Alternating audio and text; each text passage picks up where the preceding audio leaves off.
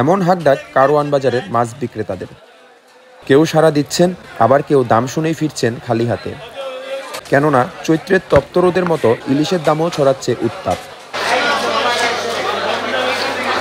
পহেলা বৈশাখকে কেন্দ্র করে হঠাৎ করেই কয়েক গুণ দাম বেড়েছে জাতীয় মাছ ইলিশের।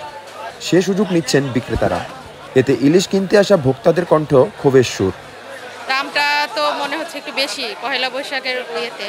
আমি মাঝারি সাইজের একটা দাম বললাম, সেটা বলছে 1250 টাকা কেজি। পরে 800-900 টাকা বলছে, কিন্তু দেয়নি, বলছে 1000 হলে দিবে। আমাদের সবাই তো আসলে অ্যাফোর্ড করার মতো সাধ্য রাখে না, তো সেই আন্দাজে হয়তো আরেকটু স্টেপস নিলে আর কিছু যদি কমানো যায় তো তাহলে হয়তো বেটার হতো। অনেক দাম বেশি, চড়া দামে রাখতেছে তারা।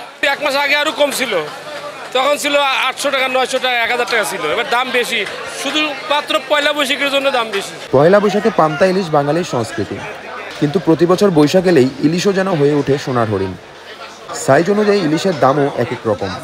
যে ইলিশ যত বড়, তার দামও ততটা চওড়া। দাম বৃদ্ধির বিষয়ে বিক্রেতাদেরও অজুহাতের শেষ নেই। এই 2-3 দিন একটু কম বিকবো, এখন বিকতে আসলে ইলিশ মাছ। ইলিশ মাছের চাহিদা বেশি, এই সমস্ত মাছ আবার বৈশাখের পরে বিকবো। শুধু ইলিশ মাছের দামটা বাড়তি, আর সব মাছের দামই ঠিক আছে আগের মতো। এই সময় নদীতে কোনো জাল ধরা নিষেধ, ইলিশ মাছ ধরা নিষেধ। এই জন্য মাল না ধরার কারণে মাছের রেট আপনার বাইরে জায়গা। গেছে বছর আপনার সিজনে যে দাম বিক্রি করছে 1 কেজি ওজনের মাছ 2000 টাকা, 1800 টাকা কেজি বিক্রি করছে। 1800 থেকে 2000 টাকা। এখনও 1 কেজি ওজন সেম দাম হয়ে আছে, 1800 থেকে 2000 টাকা কেজি 1 কেজি ওজন। উপরে যেগুলা আর নিচে যেগুলো 800 গ্রাম কেজি 1500-1600 টাকা। সিজনে এই দামে বিক্রি করছে, অন্য এই দাম হয়েছিল। মাছ কম, এরপরে সামনে পয়লা বৈশাখে হিসাবে উপলক্ষে 100-150 টাকা একটু বাড়ছে। রাজধানীর কারওয়ান বাজারে ইলিশের কেজি প্রতি দাম বেড়েছে 1500 থেকে 2000 টাকা পর্যন্ত। মহাখালী, তেজগাঁও, বাড্ডা সহ কয়েকটি বাজার ঘুরে এমন চিত্র দেখা গেছে। কোনো কোনো বাজারে দাম আরও বেশি। চাহিদার তুলনায় সরবরাহ কম থাকায় এবং সাগর নদীতে অভয়ারণ্য থাকায় জেলেরা জাল ফেলতে পারছে না। ফলে চাহিদার তুলনায় পর্যাপ্ত পরিমাণে মাছ পাওয়া যাচ্ছে না।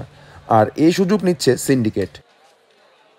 এখানে আমাদের কর্তৃপক্ষ আছে, নির্বাহী ম্যাজিস্ট্রেট আছে, সেগুলোর মাধ্যমে এগুলো প্রতিরোধ করছে। কারণ তারপরেও কিছু অনাকাঙ্ক্ষিত ঘটনা ঘটে যায়। নির্বাহী ম্যাজিস্ট্রেটের মাধ্যমে ততদূর সম্ভব কার্যক্রম যাতে বন্ধ রাখে, ঝাটকা নিধন কম হয়, সে ব্যবস্থা করছে সরকার।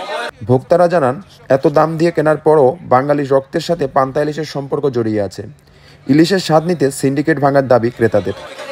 এটা আসলে কি পয়লা বৈশাখের জন্য এরা সিন্ডিকেট করে বিক্রি করে, এটাই বাস্তবতা। জয় চক্রবর্তী, বি নিউজ, ঢাকা।